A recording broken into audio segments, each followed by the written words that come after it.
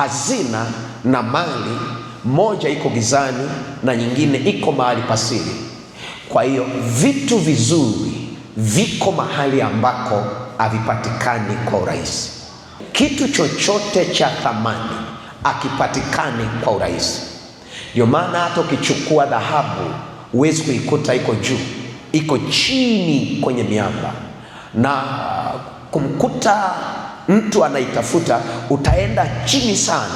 Wengine wanaangukiwaga na vifusi, wengine wamepotezaga maisha, lakini ili uipate ile, inapokuja unaona kabisa hata bei yake si bei rahisi.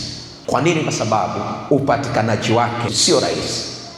Hivi unaelewa kwamba hata watu wazuri hawapatikani kirahisi. Ukiona mtu yupo tu anapatikana ovyo ovyo tu, elewa ajui thamani yake. Kwa hiyo hana muhimu sana katika maisha ya watu. Ndio maana unakuja kuelewa mtu yoyote anayejua thamani yake hapatikani kirahisi. Mfikie rahisi uone, huwezi kumpata kirahisi, kwa sababu ni mtu muhimu katika nchi. Kwa hata watu wazuri, watu muhimu hawapatikani kirahisi. Ili uweze kumpata inachukua muda na ni gharama pia.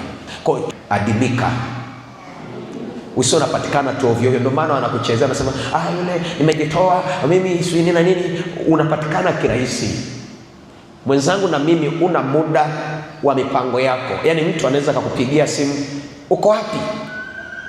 Nisindikize Kariakoo, nakuja sasa hivi. Amefika Kariakoo, mwingine anakupigia, nisindikize Masaki, nakuja sasa hivi.